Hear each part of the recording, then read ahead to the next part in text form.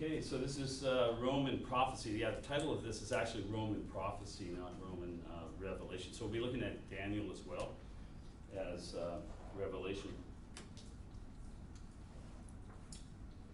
And I'm Gord Colson. I'm from Vancouver, BC, British Columbia. Actually Langley, but nobody knows where Langley is. So it's just outside of Vancouver, half an hour going east or so. My wife and I just moved there about June 5th, actually. Haven't been there very long. Nice little city. Just a little bit of my background. So I was Jehovah's Witness up until 2000, 2001. You too? Oh, okay. I sort of quietly, slunk away from that organization, and I was involved in house church, non-denominational house church, for about 10 years. I met Bible students. Michael Nakura, I think most of you know, was a mentor of mine. I met him kind of by accident, and he mentored me, and I've been connected. I haven't been to this conference since 2011. I've been involved in evangelical churches. Went back to school and studied theology at Regent College, and did a master's there, which I found really, really useful for when you show up at an evangelical church. If you say, well, I'm an XJW, you can sort of have this label. But if I went to Regent, then it sort of gets you in and to some extent, and so you can have some kind of influence. So I sort of look at evangelical churches as an opportunity to influence and to bear witness, and I mean in a positive way, if possible. So that's a bit of my background. I was really interested in prophecy a lot 10 or 15 years ago. We're going to have an opening prayer, by the way. It's Doris, right? Yes. So let me just do the introduction, and I'll ask you to open with prayer, please. I studied it a lot, and with friends and discussion forums and things like that, and then I just decided there was nothing more to be said about it 10, 15 years ago, and I put it away. And with all these world events that are happening now so incredibly fast, the way political systems are changing, the way natural disasters and so on and so forth, I pulled it out again and started looking at it. And I think it's becoming more and more applicable. I think things are accelerating towards the conclusion, and so now it's time to really look at this stuff seriously, I think. Because Revelation, it's a sort of a lens that reveals the spiritual things behind the obvious things, and Daniel's similar. It shows us what God is doing in history, what Satan is doing in history, and where we should position ourselves to be on God's side, to do His will. So maybe we just ask Doris to ask the Lord to be with us as we go through this material. Thank you. Please bow your heads. Father, in the name of Jesus, we come before your throne, Lord. We cannot do anything without you. We neither come in or go out without you, Lord. We ask for your blessing upon us. This study, Father God, I pray that you will give us a heart, a receptive heart, a teachable spirit, Father God, and help us, oh God, to prepare ourselves where we were lacking. I pray, oh God, that this teaching will be easy for Brother Colton, that everything he says, oh God, will be approved. We will take it in and set our hearts at the place where we will be prepared, God, for your next move. Bless us here and now and everywhere that the teaching is done, Lord Jesus. We pray that you will be with us, God, and that we will take this teaching from here and be a blessing to someone else somewhere, and that they will be drawn to your heaven, your glory, to serve you, guys. In the end, God, that's what we want, to bring people to know you, to be blessed, God, to go to heaven where we aspire to go, to be prepared, oh God, in life, so that in death and in your coming, oh God, they will be ready. We say thank you now for everything. In Jesus' name. Thank you, sister. So here's an outline. I'm going to talk about iterative historicism. Iterative just meaning it tends to repeat. We're going to look at Rome as a 10-horned beast in Revelation, and also look back to Daniel, and address this question: America and Britain, are they in prophecy or not? I've heard No, no, no, no, no. We're talking about the EU, we're talking about the Middle East and Russia and so forth, but not us. Well, we're going to examine that question. Look a little bit at the beast, this image. The mark of the beast, what is that? Babylon the Great. And then where are we now and where are we headed? And here's the scriptures that we'll be using. Although we won't be, I don't think we have time to sort of read through a lot of them. It's just too much material. But I would encourage you to look at those if you haven't already. And please include them in your comments. So what's iterative historicism? I actually got this from a professor of mine, and basically what he said is prophecy is this pattern. This is a pattern, some prophetic pattern.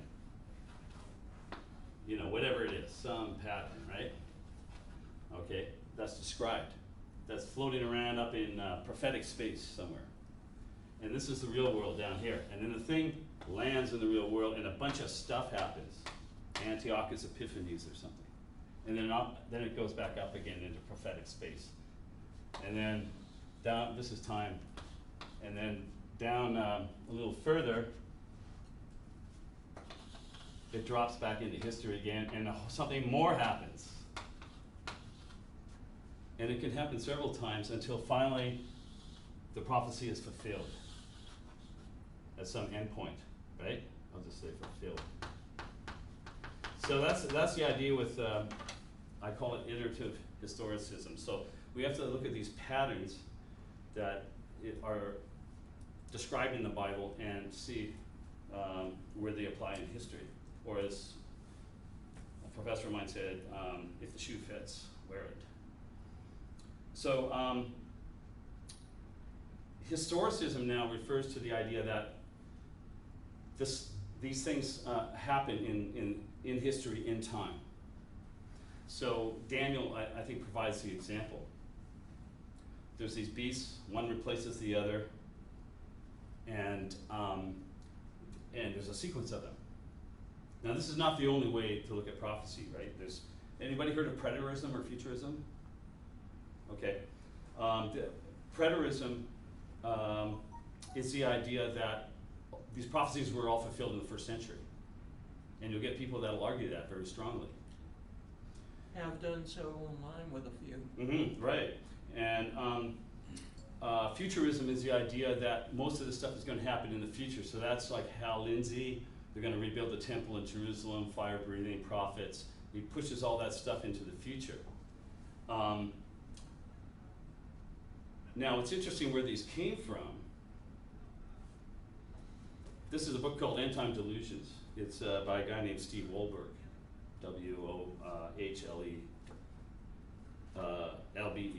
Wohlberg. It's really good. He does presentations and things. But here's what he says about futurism and preterism.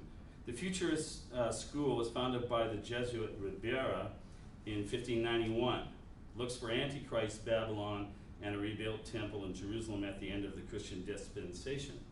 So you thought this was something new. This was 1591.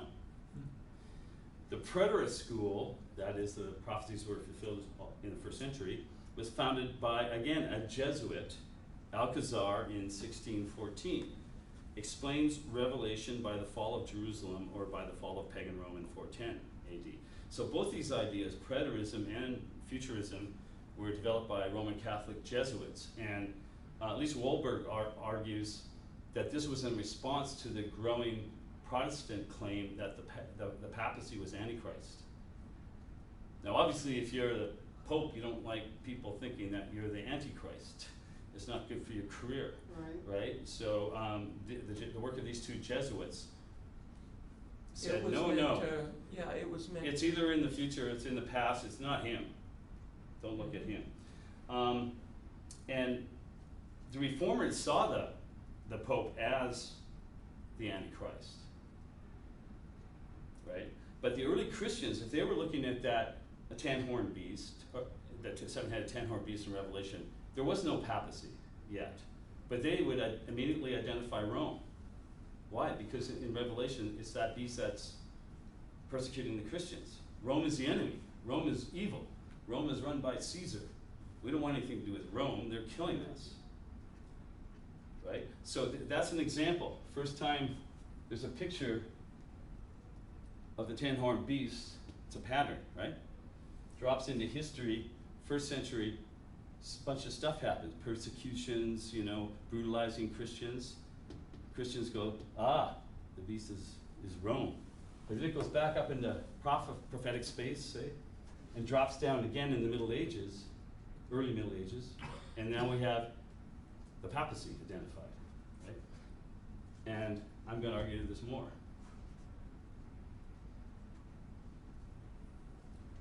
So here's the beast. Probably most of you are familiar with this, right? The head of gold. So we don't have to spend a lot of time on that. But this is from Daniel 2, 31 to 45. So we have the head of gold, silver is Persia, brass is Greece, and then iron and clay. And then we have in Daniel chapter 7 parallel descriptions of these powers. One power is going to replace another power. This is historicism. There's also other ways to look at Revelation, like idealist, for example. So it's a spiritual thing. It's all to do with spirituality and goodness versus evil, as opposed to actual historical events. And that's probably true too. So I don't think we need to spend a lot of time on this. So where are we in this time frame then? Somewhere near the bottom. We got to be somewhere near the bottom, because Babylon's gone, Persia's gone, Greece is gone, secular Rome is gone, papal Rome doesn't have any power. It had its power removed in the French Revolution, so we're down near the bottom somewhere. And that's the key one. That's where the statue gets pulverized by this stone cut out of a mountain.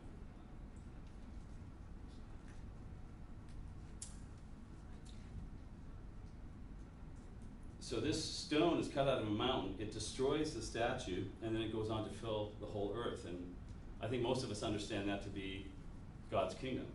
Christ Jesus the rock, as King of the kingdom. So there's nothing really that you haven't seen here before, except maybe the legs of iron. I'm suggesting those are representative of the Western and the Eastern Empire. A lot of the times in the West, we don't get much information about the Eastern Empire. We're so focused on the Western Empire and the papacy, and we studied. When I went to theology school, I did it as a part-time hobby, right? I just kind of did it over a few years. I was very interested in it. But we didn't study the Eastern Empire at all, except just as an aside. There's a lot going on in there. So when the Western Empire was destroyed in 476, the Eastern Empire lives on until 1453. And that's led by the Orthodox Church on that side, right? So then down we get to the feet of iron and clay. So I'm going to look at this in more detail, but iron and clay. I'm going to argue that the clay represents God's people, corrupted, right? Because, I'm the potter, you're the clay, all those scriptures.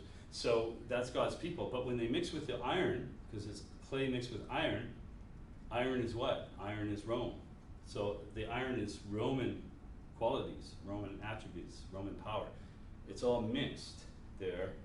And I'm going to argue that's weakened it. right. So we have several examples of this pattern. Okay, if we take that pattern as the feet of iron and clay as a pattern, right, some kind of prophetic pattern, drops down. We have Constantine, right? Council of Nicaea, is it 325? So what does Constantine do? He makes a deal with the church. He says, I just want to help you. You can help me run my empire, and I'll help you. I'll build church. Usually when the emperor does that, you should run, but the church didn't. The church said, well, that's great. And so you had Constantine, and you had Christians who were seduced by him. I mean, there's two ways of looking at this. Some people say, well, this was a good thing for the church, and there's probably elements of that. The persecution stopped. They were able to do things more freely, but the consequences of that, it became very, very corrupt. You always got to be careful when Caesar says, I only want to help you. Mm-hmm. We have then the papacy. So that was Constantine. Well, Rome was destroyed in 476. Back in prophetic space, drops down again in the Middle Ages. What do we get there? We got papacy partnered with kings and queens in Western Europe, right? And running the show for them in large part. It kind of differed from country to country, but the papacy had so much power that it could excommunicate a king. And if you were excommunicated by the Pope, you didn't have any legitimacy any longer. And somebody would probably remove you from power, or you'd have to go into exile or something. Rock cut out of a mountain, I think we all agree that Christ the rock, the kingdom of God, destroys these earthly kingdoms, grows to fill the whole earth. Now there's 3.5 times here that are mentioned. So Daniel 7:25, the little horn wears down the saints for times and half a time. Revelation 11:2, nations trample the holy city for 42 months. And so on, 1260 days. The woman flees to the wilderness for 1260 days. Woman, in symbol in Bible, is what? Woman, usually, it's God's people. A woman that becomes a harlot is usually God's people gone bad, got corrupted, right? So, because Yahweh marries Israel, right? That's his woman. Jesus marries the church, the bride of Christ. That's his woman. We are his woman. You know, maybe some men might have a problem with that, but that's what we are. I remember I did when somebody first pointed that out to me. Maybe I'm right. Never look at it. I've never examined it. Oh. So we have all these references to 3.5 times, 1,260 years, days, and so on. Now we apply a day for a year, we get 1,260 years. So the question is, when did the 1,260 years start? Oh, there's one point I missed from this slide here. Feet of iron and clay. I'm going to argue, and you're probably going to object, but just hold your objections for now. I'm going to argue that the same pattern of Constantine, the papacy, exists in modern republics today in the West. That is, corrupt churches are working with corrupt government and corrupt business to control people because they benefit from it greatly. And in a lot of cases, churches have completely thrown away their principles in order to follow Caesar and work with Caesar. So, but there'll be more on that. So when did the 1,260 years start? Because this 1,260 year period is really, really critical, because it's the time when the woman flees to the wilderness. The true church has to flee to the wilderness, and there's this abusive little horn, if you go back to Daniel, that abuses the saints and persecutes them, and this goes on and on and on and on for centuries. Well, the Visigoths under Alaric sacked Rome in 410. Okay, so there was a whole Visigoths and Vandals and Goths and a whole bunch of others, roughly around 10 tribes that started attacking Rome on the fringes when it was falling apart internally. It was falling apart internally due to immorality, poor quality leadership, corruption, and so on. And Romulus was the last emperor of Rome, and he was overthrown by Germanic tribes 476. And then there was actually a Goth, I believe it was, that was ruling the city of Rome there for a while. And then, so the first siege of the city of Rome, which was held by the Goths, was liberated by the East Roman general, Belisarius. So that was Justinian, Justinian was the emperor of the Eastern Empire. And he sent Belisarius to Rome to get rid of the Goths out of there. So they did. And at the same time he did that, his decree came into effect, making the Pope legal head of all the holy churches in the West. And that went into effect in 438. And so 438 is usually the starting point for this prophecy.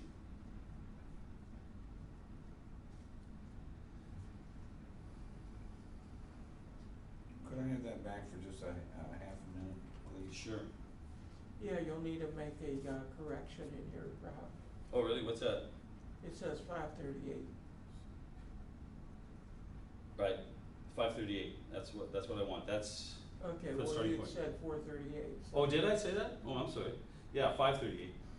So 538 is the year Justinian's decree goes into effect. The decree was made earlier, but it didn't go into effect until 538. And so he makes the Pope head of all the churches, and that's when the problems start. Is everyone okay to go on to the next one? Yeah. So here's a timeline. We have the Roman Republic,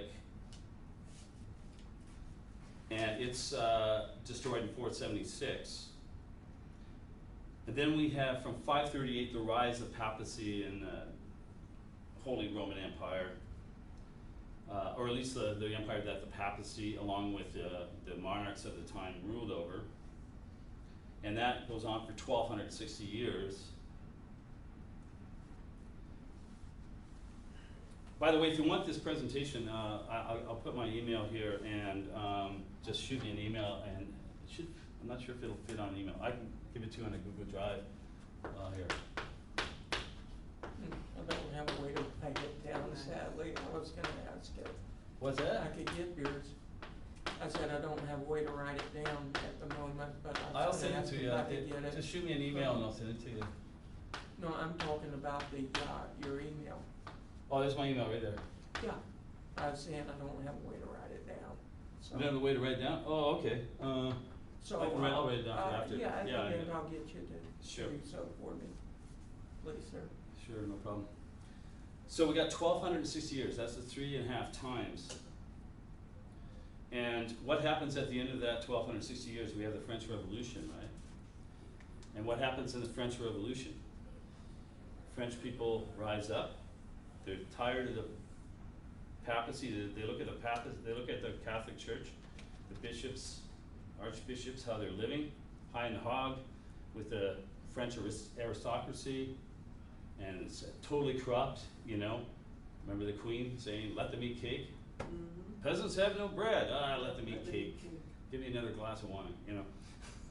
So it was totally corrupt in France, and it was the government was in bed with the church. They were living high on a hog, and the people rose up, couldn't stand it anymore, and they brought it all down. There's 20,000 priests executed. They executed a lot of the royal family, most of the royal family, maybe all of it. A lot of people, guillotine was going all day. Really bad time. And what arose out of it? They said, we never want to have kings and queens over us again. And we don't like the Catholic Church. They saw how corrupt it was. And they said, we need rule by the people. And they put up a goddess of reason, who happened to be a prostitute. They dressed her up. They paraded her around Paris. They said, this is our new god, goddess of reason. And from now on, it's going to be, that's where humanism was born, I think, you know. So it's, from now on, there's no God, there's human reason is our God, and we're going to think our way through life, you know. It's going to be a lot better. And they adopt a form of progressivism that mankind's. Yeah, I'm sure they did. Yeah, it was, you know, what was their motto? It was life, no, liberty. Life, remember what it was? liberty, and Fraternity. fraternity. Yeah, so brothers, fraternity, life, liberty, freedom. So a lot of those ideas that we have here in the States and Canada come from the French And their Revolution. flag Right? was red. Pardon me? Their flag was red. And what did that signify? You know, the same as the French, you know, with the French Revolution, and your communists later adopt the red flag. Oh, I see. Yeah, well, there could be a link there. So what happens at the end of that? Well, out come republics, Western republics. The monarchies fell across Europe. People said they had already fallen in Britain. Britain had a civil war a little bit earlier, but they didn't have nearly the depth of reform that the French did. And across Europe, they looked at the French as an example. In fact, all the monarchies were shaking when this was going on because they thought, we're going to be next, and they were. And so across Europe, they said, you know, we don't like these kings and queens ruling over us anymore. We like what they're doing in France, and so up arose these republics. And republics, definition of republic, it's you know, ruled by law, ruled by supposedly the will of the people by, you know, representatives that are appointed or elected, right? So, British American Republic arose, European republics arose across Europe, and that was kind of the end of the monarchies and the rule of the papacy, the papacy. Huge change. We see that a lot of people in Revelation, when they see the kings and the merchants quaking as Babylon is being destroyed, you know, and a lot of those descriptions there, a lot of people see the French Revolution there. But I'm going to argue that the French Revolution isn't the end. I think there's going to be a bigger one on a massive scale, a revolution across the West that's probably going to be humanist, socialist, you know, atheist in principle, right? For similar reasons that the French Revolution arose, simply because the powers across the West have become too corrupt and religions are all intertwined with them. Not all religions, but some.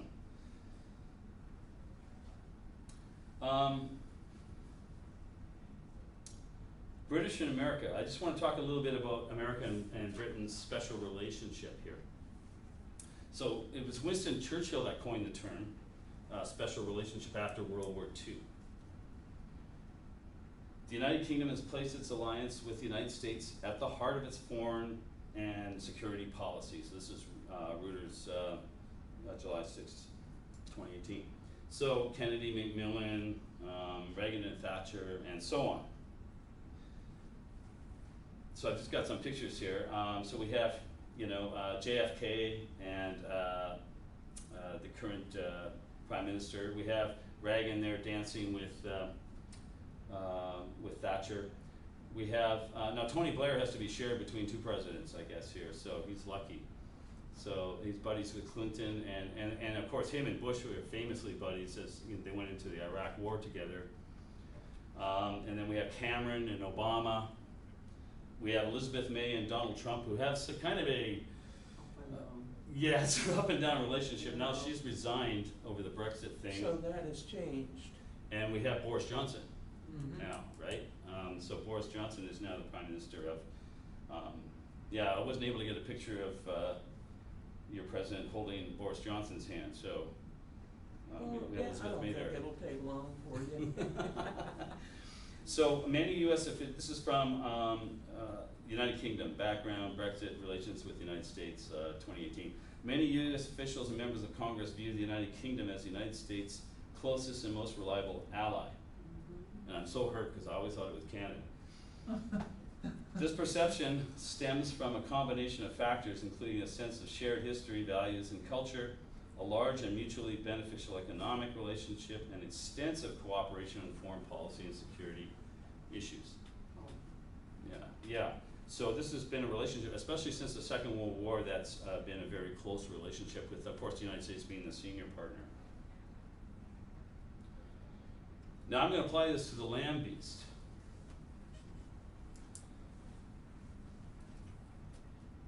What about this land beast? Okay, so in Revelation we have one beast.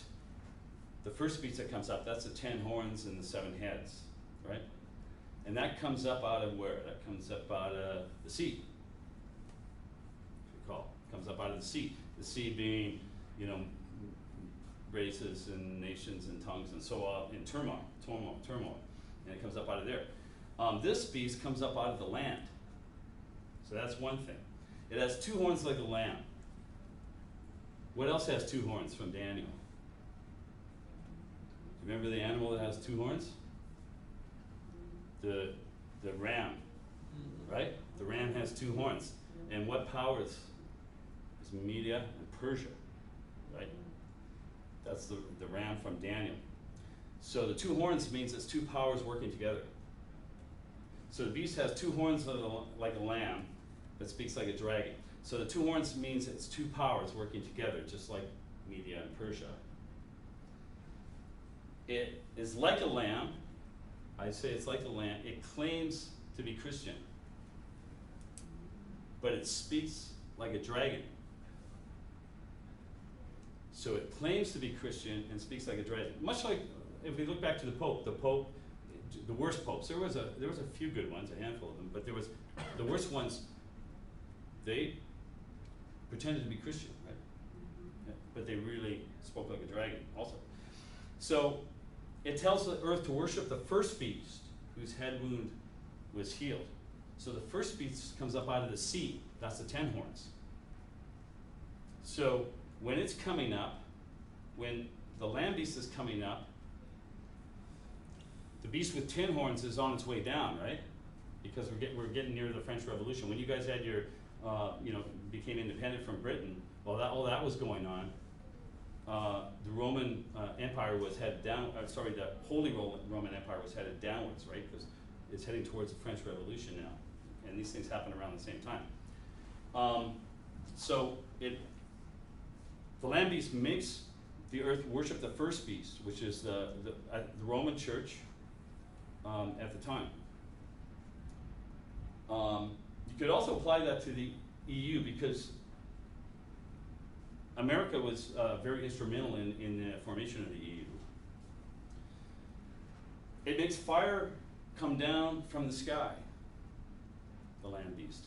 Well, if you look at Britain and America, they are the foremost air power in the world. I remember when Obama was in power, they were talking about how the CIA would come in every Monday and say, with a list of people to be assassinated who were suspected terrorists, and they wanted Obama to initial them, so that he couldn't say later, well, I didn't mean to do that.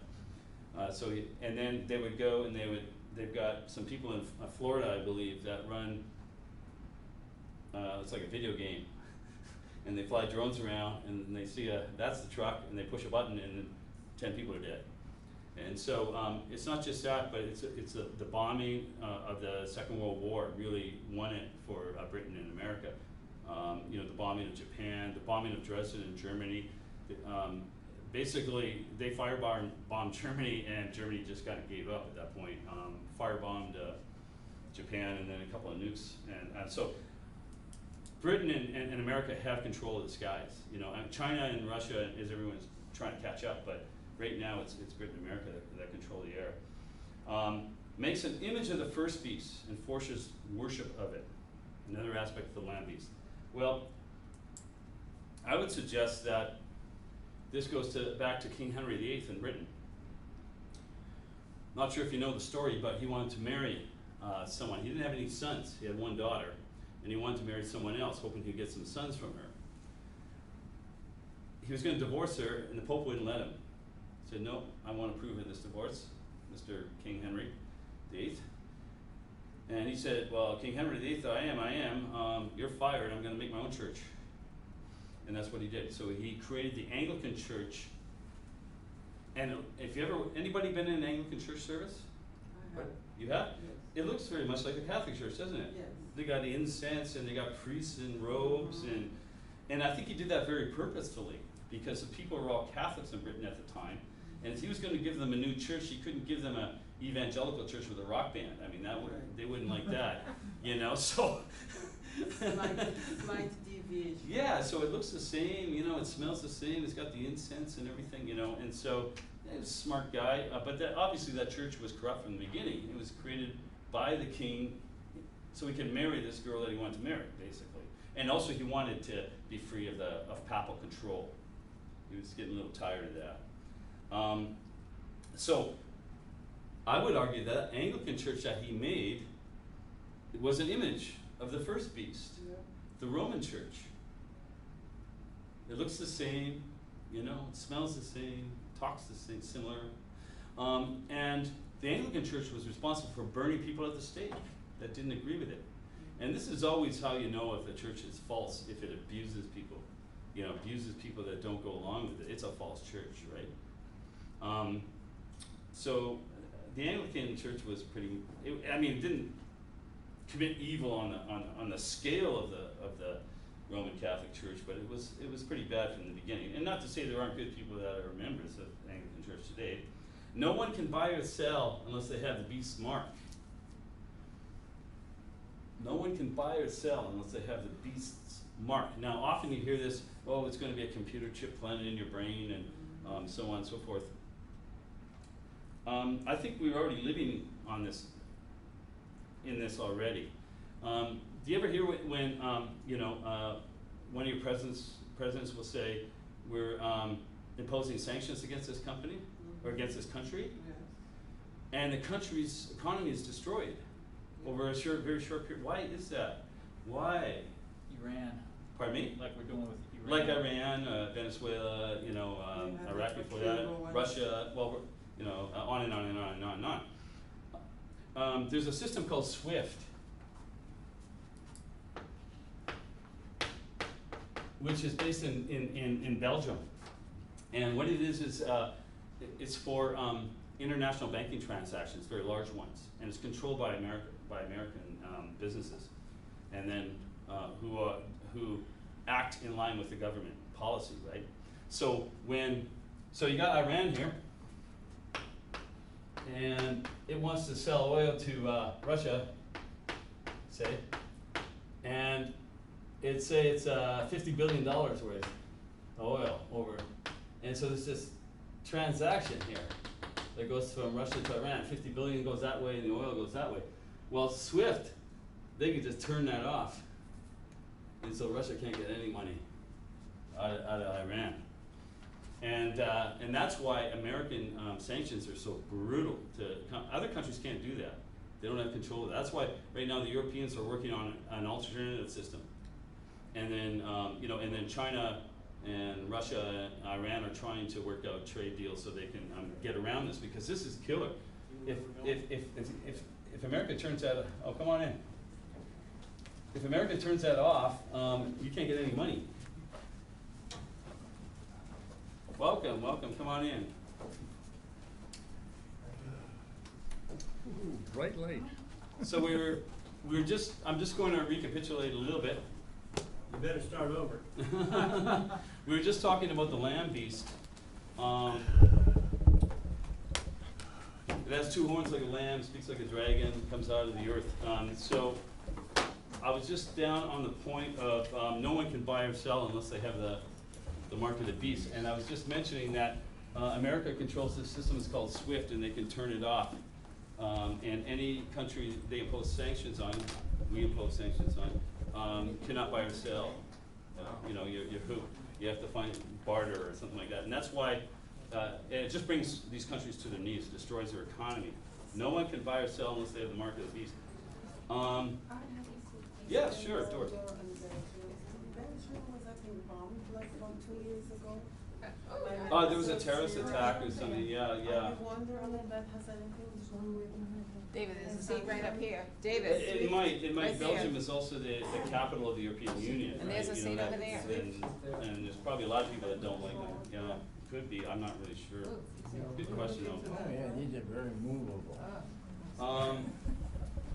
Okay. So it also, the lamb beast also deceives the world, right? It has all the authority of the first beast. Okay, the first beast, the one that came up out of the sea, right? So in the Middle Ages, that would be the Roman Empire, Holy Roman Empire, right? So it has all the authority of that first beast. It's a world power. Is there any other world power? There's no other world power currently. I mean, there's a couple that are coming up, but currently, America's military is bigger than the next 10 countries. It's bigger than all of those put together, right? China is trying. China's trying, but it's in terms of military power, China's not even close to the United States. There is no other power. It's the ruling power. Deceives the world. Okay, you came in at a bad time because I was really sort of soft pedaling this, but so you're getting sort of the hard version. So We're gonna ask you to start over. We have a majority. We have a majority. okay, it deceives the world. Okay, that's another thing with the land beast. I'm arguing that the land beast is the partnership of America and Britain. And it's always been a close partnership, especially since the Second World War. Britain and America cooperate very closely economically, security, military. Remember, it was Blair, when Bush went into Iraq, it was Blair that was his big supporter, right? He was the one that convinced his parliament they had to go in. Yeah.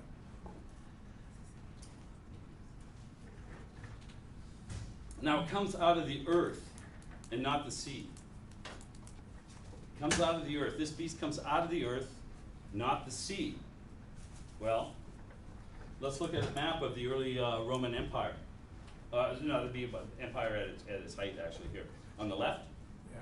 you got a sea surrounded by land, right?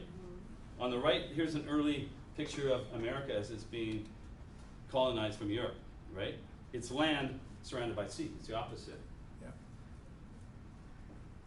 In the Roman Empire comes out of the existing peoples that are there, right? What Rome does something a lot different than previous colonial powers. What Rome does is they come in and they say,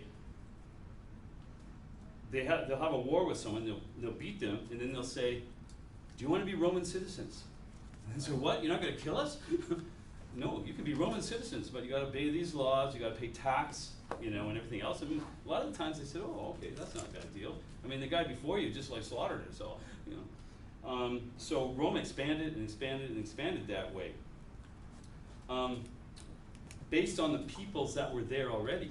Now, what happens here is Europeans come over to America from Europe and populate America. Now, it's true there was indigenous peoples there previously, a lot of them, but they didn't become part of early America. They were pretty much exterminated. There was a large-scale extermination and land theft going on with they were pushed. The indigenous people were pushed further and further west as the land was taken from them during the early colonization. If you don't know this history, you should read Howard Zinn's book called A People's History of the United States. Howard Zinn, Z-I-N-N. He does a whole history of the United States from the point of view of the downtrodden, right? It's a completely different history. Most of the histories are triumphal, guy lands on the East Coast and courageously rides to the west and conquers, the savages and, and so on and so forth. But that's told from a perspective of the people that benefited the most. Look at the history from the people who didn't, and you'll see a different story. So why is it a lamb beast? Well, it's a composite power. 2 horns on the lamb, and in Daniel we have the ram. It also has how many horns? 2. Standing for what? Media, Persia. The Medo-Persian Empire, remember the ram in Daniel? Well, 2 powers, 2 horns. So the lamb beast has 2 horns, has to be 2 powers. So I'm arguing that's America and Britain, especially since the Second World War. Both claim to be Christian powers, deceives the whole world. Why? They both claim to be Christian powers, but other countries just don't see it that way. The light on a hill, American exceptionalism and all that. If you ask other countries how you perceive America, or let's take Canada, ask other countries where Canadian mining companies have gone. Say, what do you think of Canada? I didn't know this. I was watching Al Jazeera, of all things, and they had a documentary on Canadian mining companies. And I always thought, I grew up in Canada, I was born there, and Canada is a gentle country, it's all about peace, and it's progressive, and so on. And then I found out the story of Canadian mining companies. They're brutal. They go into developing countries, they pay off the local government, and they make a big mess, steal all the resources, and they leave a big mess behind them, and they leave the population in bad shape. And I didn't know that about my country until I watched Al Jazeera. didn't get played on CBC, the public network, right? So these claim to be Christian countries. Other countries don't see them. America and Britain's imperial approach to foreign policy. Mining? Were they into like the aluminum? Yeah, various mines. Bauxite Yeah, a mining? lot of different mining, like in South America and Jamaica? Africa. I'm not sure what Jamaica could be. So Yeah. I'm asking you about mining, because I see that the bauxite companies, they come, get all Are they the Canadian? aluminum for many, many years. Are they Canadian companies? That's what I'm asking. Oh, yeah, I'm not Many of sure, them I'm not were sure. from Canada, because they have huge companies, they're Mhm. lying dormant. Now you Mhm. know the bauxite aluminum comes from the red soil, makes a lot of the beautiful pots and pans and that zinc material for houses and all the aluminum beautiful things you see. A lot of that came out of the earth, the soil in Jamaica. Oh, okay, So, okay, it's you good to know. Companies are left. Yeah, I'm not dormant sure now, about so that, yeah. You should look into that. So the land beast deceives the world. It claims freedom, democracy, and Christianity. That's the claim that's made, right?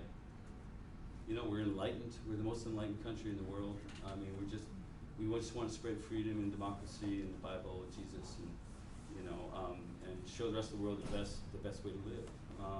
But other countries just don't see it that way. And if you want to know, I mean, if I stood here and told you how great a person I am, you kind of go, what would you say? You said, well, I don't know. I should ask Owen. What kind of, is he really, you know? No one's like, nah, don't listen to him. So here's a foreign policy record, and this is something probably I didn't know about. I didn't know it was so extensive.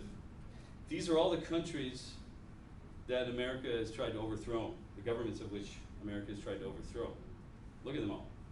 All the asterisks there are countries where they successfully overthrew the government. Now just think about this a little bit, okay? What happens when you overthrow a government? Somebody else comes in. Nature abhors a vacuum. Yeah. Usually there's a lot of dying, a lot of suffering that happens, right? So take South America, Latin America, take Central America and South America. During Carter's term, during Reagan's term, and others, the CIA was down there training, you know, death squads. They were flying people up to the United States, training them by the CIA, and then sending them back down there to get rid of governments. You know, what happened when they overthrew Chile was obscene. Oh yeah, it was pretty bad. There was a lot of suffering. And why? Well, because American business interests wanted to go in there and exploit the resources of these countries, and any country that elected a government that was accountable to its people wouldn't go along with it, right? I mean, in American business, you come along and say, I want to go in there and take all your, you know, Bananas. yeah, whatever, take them all, and I'll pay you, you know, I'll pay you personally some money, right? You know, Yeah, to do that, right? You know, Yeah. sure. And although they, the official story was they were overthrowing communist or pro-communist governments, if you really go looking at those governments, they weren't particularly discriminatory. It was just if those governments basically pushed back at powerful American interests, you know, they overthrew them. Yeah, exactly. They overthrew democracies too, which shows us that it's just not true that we're spreading democracy around the world, because we actually, I'll say we because, you know, Canada and the States are very close. So we went and we overthrew, you know, democratically elected governments. Why? As the brother says. You want to hear Howard Sort of business. Kissinger's own words?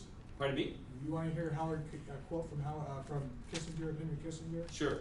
We couldn't have let those people decide that, make those kind of decisions. There you go. Is why that's an example. Yeah. Or you'll hear even modern politicians today will say, well, Latin America is our backyard.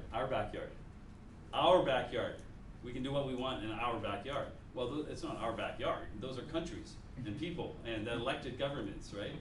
You know. So you also hear this other lie that we're not an imperial power. We're not an empire. There's Americans' military bases. This is from Department of Defense, 2002, so it's probably grown a lot since then. Military bases all over the world. This is from Politico, July 2015. The United States still maintains nearly 800 military bases in more than 80 countries. So, if it walks, talks, and thinks like an empire, it's an empire. It's the American empire. And I'm arguing this is Rome today. This is Rome. along with Britain.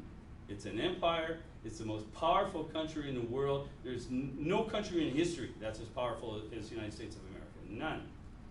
Doesn't even, and the next 10 powers don't even come close in terms of the power of the American military, right? It's an empire. Talks And- like a lamb, but it's a dragon. It talks like a, yeah, it looks like a lamb and speaks like a dragon. Yeah, exactly. And so, what are the feet of iron and clay? So I'm going to read this from Daniel 2:42 onwards. As the toes of the feet were part of iron and part of clay, so the kingdom shall be partly strong and partly broken. Whereas you saw the iron mixed with miry clay, they shall mingle themselves with the seed of men, but they shall not cling to one another, even as iron does not mingle with clay. In the days of those kings shall the God of heaven set up a kingdom which shall never be destroyed, nor shall its sovereignty be left to another people. But it shall break in pieces and consume all these kingdoms, and it shall stand forever. So that's the rock smashing the statue on its feet.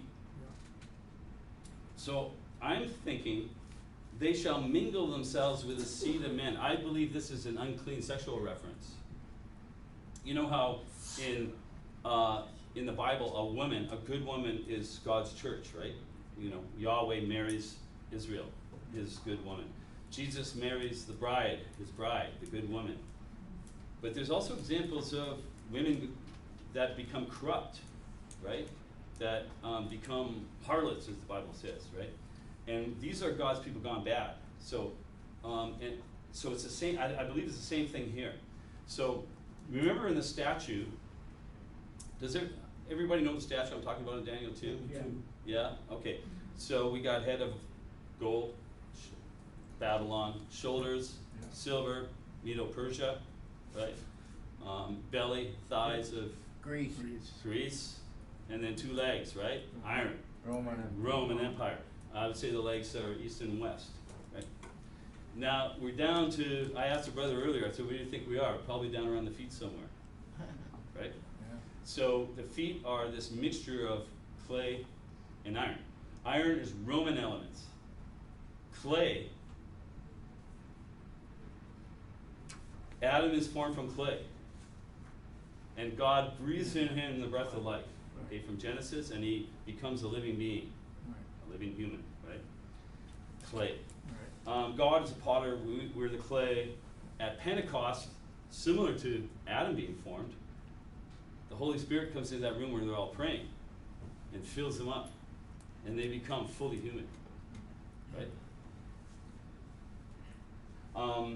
So the clay, I believe, is God's people who are now intermingled in an unclean manner with the Roman elements. So the corruption of this clay in the Western Empire starts out with the Roman Catholic Church. If you go back early, Constantine, has everybody heard of Constantine in the 4th century? Yeah. Okay, so you can kind of argue 2 ways. I've heard it argued this was a good thing because the persecution stopped, that's true. Yeah. But the church became completely corrupted, and it wasn't too long before it no longer stood for Christ, if you start to look at its Right. deeds. In the Eastern Empire, we have the Orthodox Church and the government together. So I believe that's where we are now. We're down in, I agree with the brother, I think it was you, brother, that said that we're down in the feet now. Here's some of the iron and clay in history. So we start on the top left there. Any guesses what that might be? Pope Clements? Pardon me? Pope Clements? A little bit earlier. Charlemagne? That's no, it's Constantine. Oh, it is. Constantine's sitting there. He's the He star. He was the Pontifex Maximus of his Yeah. time. Yes, and he is sitting there, and they're trying to come up. They end up coming up with a Nicene Creed. Yeah. And do you know who helped wordsmith that? Constantine himself. Yeah, he's the one that came up with homoousios. You know, of the same substance. The Son and the Father are of the same substance. That's not a biblical term at all. I mean, as if we could put God under a microscope and see what kind of substance he is. You know, oh, he's a little. Oh, look, here's Jesus. Oh, here's Yahweh. Oh, they're the same. You know, and the problem with all these things is you create idols, you create theological idols, and that's what they did. But here, has anybody heard of Eusebius? Yes. Eusebius, a couple? Eusebius of Caesarea, I believe it was, but it was Caesarea in the Middle East, not down in Egypt. Mhm. He was in his time. He was the church historian, basically. Right.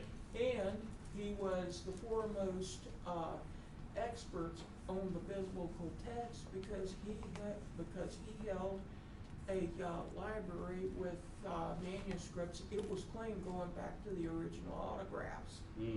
All Good. right. And so he originally he was an Arian, but he did swing his influence over to the the Athanasians. Athanasius. The Athanasians at the Council of Nicaea, Mhm. and they turned around and burned him because after he signed the decree there, what was circulated was not what what he had signed. It included a paragraph condemning what he believed. Yeah, it was a dangerous job occupation being a theologian in those days. Yeah. Yeah. Yeah. So do you remember what he said about Constantine? I remember reading one description. As the brother said, Eusebius was one of the very early historians. But a description of Constantine is Constantine appears at this thing dressed in his full imperial robe, robes, and he's jewels and everything. And Eusebius says it was a glorious manifestation. It's as if he had come down out of heaven. Something I'm paraphrasing, and he saved the church. And I imagine if you could get inside Constantine's head at that time, he'd be thinking, these people are going to destroy each other over Homoousius? How am I going to get these idiots to all cooperate so I can run my kingdom, And I think he manipulated them, and they fell right into it. And as a consequence, the church became very, very corrupt. And it's true the persecution stopped, so that's a good thing, but there's also a bad side to it. What happened was there was so much money in the church after Constantine, because he said, I'll help you build churches, I'll help you guys. And then people who were, let us say, lacking in a few principles would say, well, boy, if I can get up to bishop, I can make a lot of money. And so the church became very, very corrupt. The middle one on the top there? May I give you a little Sure. piece of trivia about Please. Eusebius? Every time before the Council of Nicaea that he quoted Matthew chapter 28 verses, the ones, baptizing in the name of the Father, the Son, and the Holy Spirit, teaching them he quoted it this way, to go forth to the nations,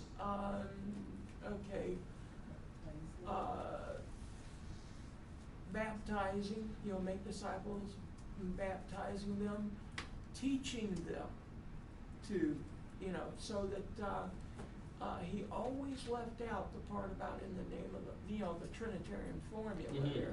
He always left it out until after Nicaea. But That's before interesting. that, he never quoted that, and that has led a number of folks to believe that part is spurious. It was not originally in the Bible. Okay. That's interesting. The middle one here is King Henry VIII, Yeah, I thought he was. right? So, do you know about him and creating his own church? Okay, so He took over the church. Pardon me? He took over the church. Wait, had to create a new. Yeah, He he took it became the over and head. changed it. So what happened was he wanted a son, at least one son, and he only had a daughter, and his wife had many sort of stillbirths and miscarriages and things. So he thought, well, if I want a son to take over the throne, so I'll just divorce her and marry. I had my eye on this other one there, and divorce her, marry her, and hopefully she'll have sons. And the Pope said, no divorce for you. And King Henry VIII said, Mr. Pope, you're fired. Yep. And went home and said, you know what, I better do something because my people are gonna throw me out. So he made his own church. It's called the Anglican Church. I'm also arguing earlier on some earlier slides. Anyone, who's been in an Anglican church? Nobody. Couple. Somebody else was in once. That's okay. I went in, I was in once. So I was quite surprised. Priests in robes, they got the, you know, the incense thing going, Yeah. and big altar in the back, and pick up the host. And just, I was raised Catholic. It looked to me like the Catholic Church. Yeah, it did. Everything with the incense and all this, everything the same way, same form. Exactly. A lot of the incense. Because his people were Catholics, and so he gave them British Catholicism Yeah. without the Pope. And I argue this is the image of the beast. The beast in the Middle Ages and up to the French Revolution was, I believe, papacy, the Catholic Church, and the wicked deeds that Yeah. it was involved with. He created an image of that church, and they did the same thing. They persecuted anyone who did not bow to the authority of the Anglican Church, was punished, burned at the stake, jailed, and so on. So I believe that's what the image of the beast is that Anglican Church. On the far right there, who's Well, that? it's Putin, and I think it's the bishop of some Russian church. Russia. No, The- that's the oligarch of Russia there with Putin. Right, the head of the Orthodox Russian Orthodox Church, right? So we always think of Putin as, oh, the, you know, communism. Well, communism's gone. There's no communism in Russia anymore. And so the church has risen back up, and the Eastern Empire, the Roman Eastern half of the empire, which is where the Orthodox Church came out of, is doing similar things there in the East that we're doing in the West. Churches in bed with political leaders, Yeah. right? And to get power, to have power, right? But unfortunately, whenever Caesar says, I just want to help you, Beware. beware. Yeah, beware. And because to become Caesar, you have to be a master manipulator. You know, you got to be really, really good. Yeah, there was somebody called that the 6 most scary words in the world. I just want to help you. Okay, down on the far left there we have the Archbishop of Canterbury. Archbishop, is that right? Canterbury? The head of the Anglican Church. Yes. We have Cameron there, and we have the Queen, right? Yep. Forget So- about George W. Yeah. And then in the middle, anyone know who that is? Brazil. Brazil, Bolsonaro, right? Ah, okay. So he just got elected. He's a brutal fascist. He was involved in a lot of the killings, the murders in Brazil and South America, and he just got elected. Brazil's going through a really, really tough time, but he just got elected president, Right. and he's already, the first thing he's doing is starting to hack down the rainforest again. Is he also related to the killings that went on in Argentina that were related to the Pope? Oh, I'm not sure. I don't know. And there's evangelical leaders, you know, tripping over each other to see who can be the first to shine this guy's shoes. You know, because that's where the power is, and where the power is the money and the influence, right? Yeah. So whenever I see Bolsonaro, I'm not sure. Bolsonaro. Whenever I see him, there's usually there's an evangelical leader somewhere close, and I would argue, and this is evangelical leaders in America trying to Christianize Trump. So they're all, you know, I think is that Jeffress there, Robert Jeffress, it looks like maybe. Anyways, they're all sort of fighting to see who can touch him first, and they're hoping they can turn this emperor onto their side for the good. And do you think it's going to work? No. Anybody? No. I don't think it's But going to work. lately, the red is supposed to be his mentor, as far as I know. Oh, okay, I see. Fredo's his- Oh, that's Robert Jeffress then, right? Is it Robert Jeffress? I Is it? can't see from. Yeah, yeah. the- Did anyone see the it was on YouTube, Make America Great Again musical? Really? I couldn't believe it. Somebody stuck it on Facebook or something. I thought it was a joke at first. I thought it was a joke. It's this, if that's Robert Jeffress there, in his church, First Baptist Church in Dallas, they had a big musical. They had violins, a whole orchestra, you name it, right? And someone had written out a piece. They had a choir, Make America Great. Trump was there. And they're all, Make America Great Again, you know, big musical production. So it's the same pattern. I don't see any difference between all these patterns. I don't see any difference between these patterns. It's the church wanting power and partnering with Caesar to get it. Yeah, brother. Yeah, don't most of our presidents go see the Pope They do. and kiss his Yeah. ring? Yeah, they do. But this Pope is not letting a lot of people kiss his ring. Yeah, this one's a little bit different, yeah. Like I said, there's a handful of good popes and there's a whole bunch of bad ones. So I think that's what the clay and the iron in the feet is. I believe it's today. It's not just the West, it's also the East. It's those governments that are partnering with corrupt churches. Because I don't think God approves of this, or that, Nope. or that, or that. Nope. I don't think God approves of any of that stuff. You say the feet, the iron and clay, isn't that position where the stone knocks this thing down? The stone hits these. It's those guys. Yeah, like that's where I think we are. We're right down near the end. Yeah. Now the end, you know, in God's time could be, you know, whenever, but we're close. It was in the news recently, like maybe 2 months ago, where someone went to kiss his ring and they had photos of him pushing the person away. Oh. Did you remember that one? He was somewhere and Was that a Canadian? I don't remember. Oh, okay. But I Oh. remember. He's not letting a lot of people kiss his ring. Oh, okay, I see. The new pope. The new Oh, okay, no, I didn't hear that one. No, I was thinking of something else. You We should had look it up. You could we find had it, Google a it. yeah, that's good. We had a prime minister in Canada named Stephen Harper, who was a real hardcore to right-wing conservative and an evangelical. And there was a controversy in Canada because what happened is he went to a service somewhere, and it was a Roman Catholic church, and they were giving communion. You know, in a Roman Catholic church, you line up, and the priest stands there with the cup and the bread and hands it out to you as you come forward. And apparently, Prime Minister Harper, he took the bread, and then he put it in his pocket and walked away.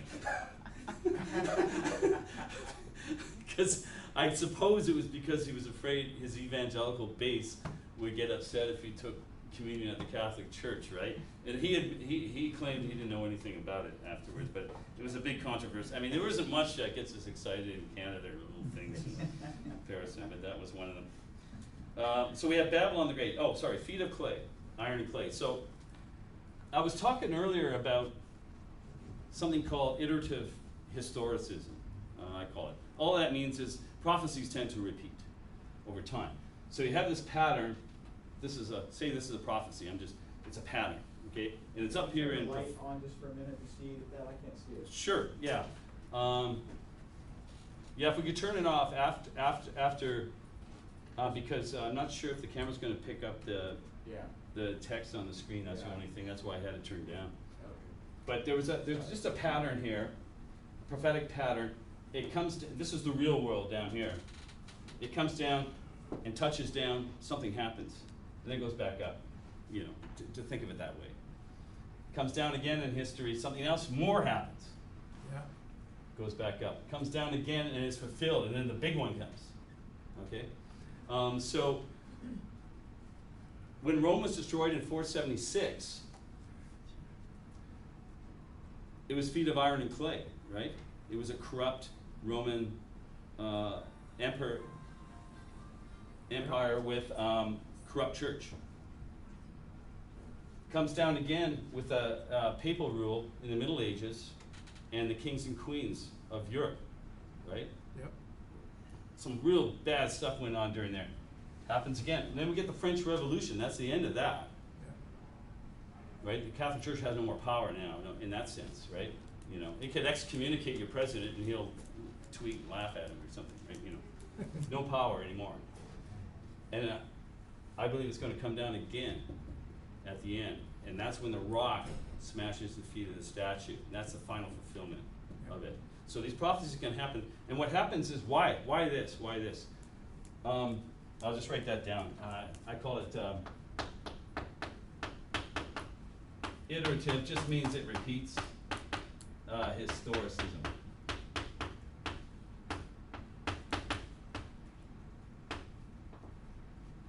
So historicism is just what's in Daniel, one beast after the other, government after the other, plays out in history, and iterative just means it repeats. But what happens is, when a prophecy first touches down and something happens, we can then study the history of that. In history books, secular history books, what happened there? And then, oh, that's how that prophecy works, right? Then it happens again, we study it again, and then we know what's coming. Because it's hard to tell when you're talking about beasts and horns and things like that, how's this gonna play out in actual history? But when you see it, then you know, right? So there could be, sorry, yeah. Yeah, Gordon, that's an interesting concept. Do you think that applies to our Lord's great prophecy that might apply to both natural Israel, the destruction of natural Israel in Matthew 24, and maybe as a picture for spiritual Israel at the end of the gospel age? I mean, nominal Israel. You don't have to answer that. I believe that prophecy, I don't know if we're gonna, this will directly answer your question or not, but when I see Matthew 24 and Luke 19 and Mark 13, on the Temple Mount, when he's talking about, how the Roman armies, according to Luke, are gonna come and destroy the city and so on. Although Matthew doesn't say Roman armies, he says abomination of desolation. Luke says Roman armies, because he's talking to Gentiles. And writing for Gentiles, they don't know what abomination, they don't read Daniel, Gentiles. So at any event, what happens there? You gotta think of it in terms of a pattern, right? So what kind of pattern is happening there? You have the Sanhedrin, which is a pawn of Rome, right? Working with Rome to subjugate the Jewish people and keep them paying their Roman taxes, right? So corrupt religion, corrupt empire, working together, abusing the people, siphoning the money off, right? Jesus is extremely upset with them, and for good reason. They're the ones that are supposed to know who he is and why he's there, and help him teach the people. And what do? They plot to kill him. Why? If we don't get rid of this guy, Rome will come and take our place. Yeah. And then the high priest says, better one man dies for the nation than the whole nation perish. Yeah. And the irony is just flowing out of that statement. Yeah. So, will it repeat? It's a similar pattern to what we've been talking about, isn't it? Oh, yeah. Is corrupt religion with corrupt a political system, corrupt business. I mean, the Sadducees ran the temple. Yeah. Is it any wonder that the Sadducees, who were the richest of all of them, the richest of the Sadducees, Pharisees, and scribes, the Sadducees had all money, because they were smart. They said, we'll run the temple. Oh yeah, we'll take that on. And you can't sacrifice anything unless you buy it first with the money changers at the temple, and they ripped you off. They ripped you off on the cost of the animals, they ripped you off on the exchange rate, right? So they're just, the money was, and everyone had to do it was in the law. Right? So you had to go to the temple every year, and if you were poor, you sacrificed a couple little birds or something, and if you had more money, you had to sacrifice more. And so the money was just pouring in, and when Jesus comes along, he's going to upset all of that. And they said, let's get rid of him. So he was really, really upset with them. So yeah, I think it's the same pattern. As far as the natural Israel and I'm not sure, and spiritual Israel, I'm not sure, but what I see there is a pattern that's going to repeat again. And we can go back and look at the destruction of Jerusalem by the Romans. We know, who was the Jewish historian that? Josephus. Josephus wrote extensively on it. We know exactly what happened there. So again, pattern that has a fulfillment in history. Now let me ask you this. Was all of Matthew 24 fulfilled in the first century? All of it? No. No, I don't. Yeah? Who says yeah? Who says no? Okay, most of you say no. That's what I agree with that. Now, there's a school of prophetic thought called preterism, and they believe that all of it was fulfilled in the first century, or almost all of it. A little bit, a couple chapters in Revelation, that's about it. I don't think so. Did Jesus separate the sheep from the goats? You know, has he begun ruling as king, you know, unimpeded? You know, I don't think so. Israel is coming back to life now, and that didn't happen until 1870s. There you go. Yeah. So, so that stuff wasn't fulfilled. So a lot of times with these things, prophecy, prophetic pattern comes down, something happens in history, but not all of it's fulfilled. And that is a hint that there's another one coming. So I think Matthew 24, Luke 19, Mark 13 is coming again in a big way. Although Jerusalem, there's even an argument to be made that Jerusalem is like Babylon. Right? When Peter says, he talks about Babylon in his letters, he may be talking about Jerusalem.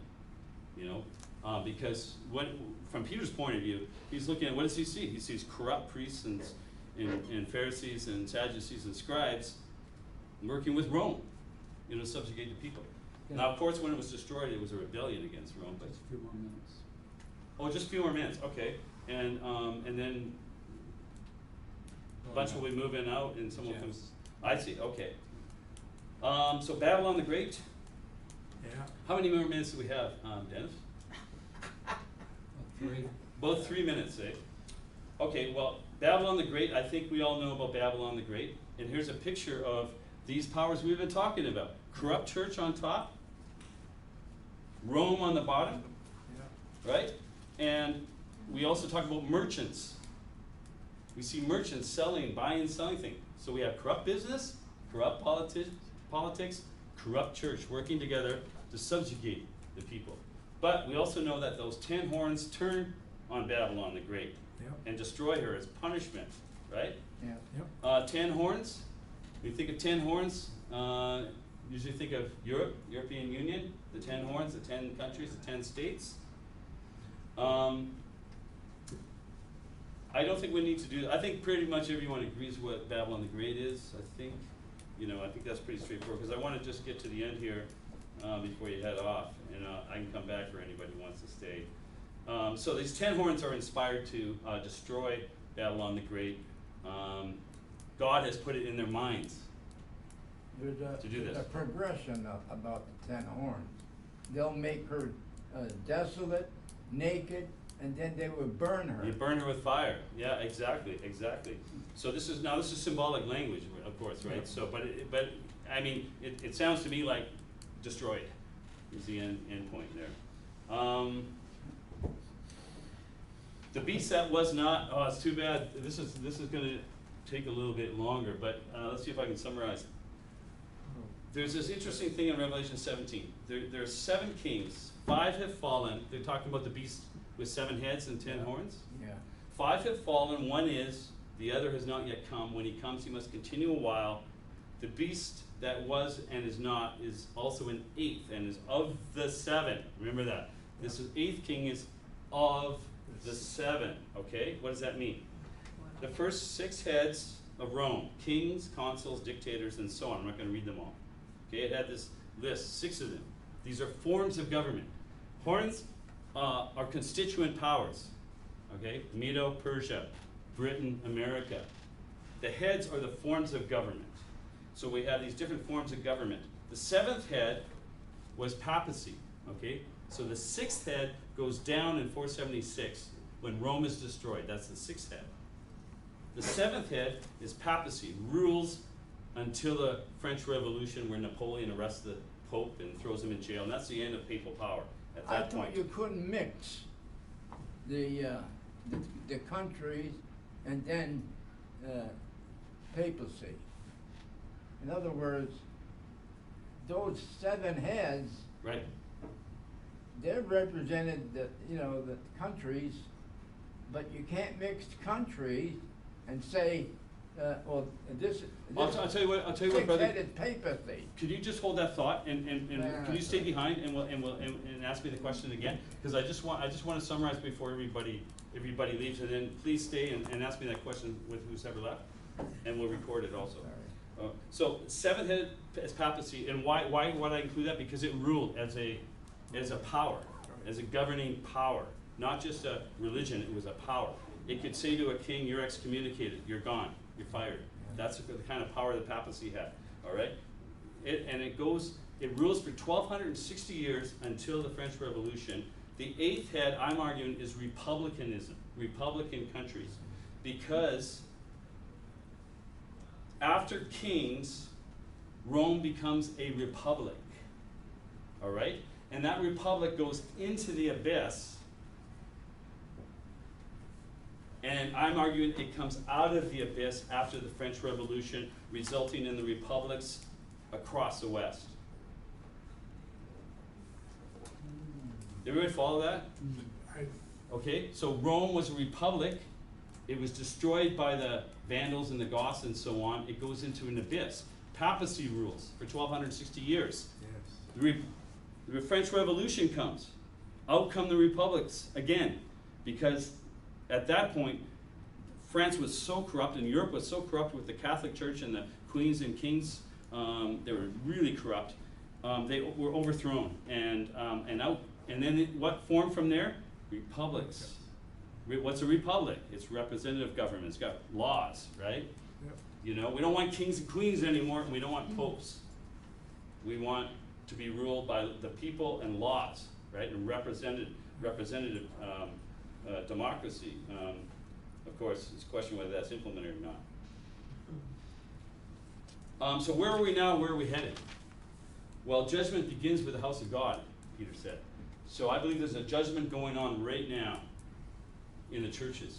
I believe it's happening. It's been happening for some time. Are you going to be with Babylon, or are you going to be with the kingdom of God? You don't get out of her, my people, right? I won't read through it, but just on your own, read through Daniel 11, the last 5 verses, Daniel 11. That's a description, I believe, of a war in the Middle East. And plug America and Britain into the king of the north. And ask yourself, does this fit or not? So I think there may be, and now we're into speculation here, so don't hold me to this, but I believe there'll be one more major war in the Middle East that the West is going to lose. And it's going to probably spell the end of America as a major power. The end of Britain as a major power also. The European Union is going to probably rise to fill a vacuum because it's got all the functions in place to do that, all the structures in place to do that. And also, as Sir Isaac Newton said, the 10 horns, you know, when you see 10 in Revelation, that's usually a reference to Europe. So I think it's 10 horns, it's probably the European Union. Earlier on in my presentation, I had suggested that there's probably going to be one more earthquake.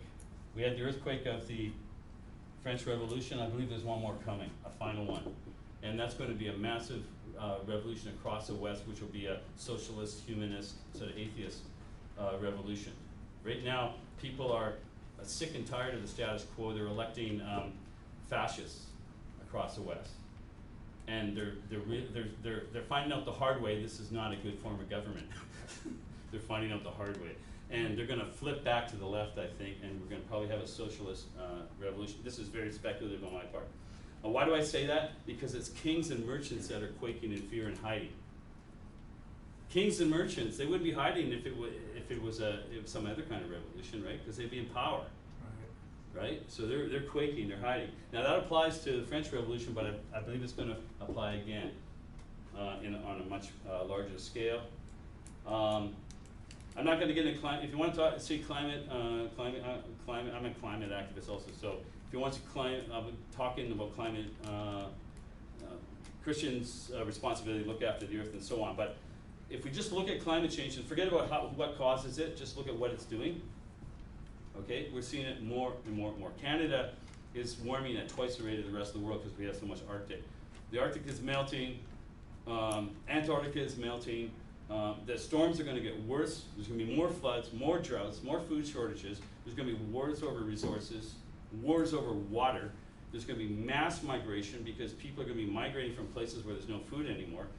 India this year, I think it was the 9th largest city, ran out of water. You turn on your tap and nothing comes out. Think about that. Where? India. Next year, there's 7 more major Indian cities that are going to run out of water. There's an aquifer in North Texas and Kansas that runs all the farms down there. That's empty.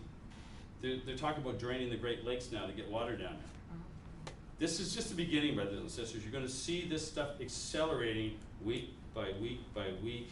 This, because as the climate scientists have told us, this stuff is not just going like this. Okay? It's not going like this. Okay, by the year 90, something bad's going to happen. It's going like this. It's accelerating. That's what's happening with climate change. I think there's going to be massive retribution against the oil companies and others and politicians that have told us that it's not an issue we need to be worried about. There's going to be massive retribution against them, I think, and hopefully Jesus will return because it's going to get really ugly. Jim, like Jim Parkinson, he pointed this out to me. What's this? Italy. Doesn't that look like the Rock? Yep. You know, it's like God's way of saying, this is going to happen. Don't forget. That's It's a Jim's way boot of and it's a thinking. rock, you know? That's Brother Jim's way of thinking. Yeah, Jim's great. So what should we do? Rome is not your friend, okay? No. The kingdom of God consists of Christians from all ethnicities, colors, languages, countries. Nationalism and racism is an enemy of God. It's just unchristian and doesn't belong there. So we have to realize that our brothers and sisters are in Africa, in China, in Iran. There's a whole church in Iran. And we should not get deceived into thinking these are our enemies just because our politicians tell us they are. They're our brothers and sisters. When we go drop bombs on them, we're killing our brothers and sisters. Okay? So the kingdom of God is not associated with any country in the world. It's beyond all that. Yep. My kingdom is no part of this world. You know, he says to Pilate, who represented the Roman power, right? Gordon? Yes. Okay, so we're going to go. So that's it. Be in the world, but don't be of the world. And Rome is not your friend. Thanks for attending. Really appreciate it. Yeah. Okay. Doesn't look like much in, oh, there you go. Can you email with this, all this information? Send me an email to here. homechristian@gmail.com. I'll send you a copy. Yeah.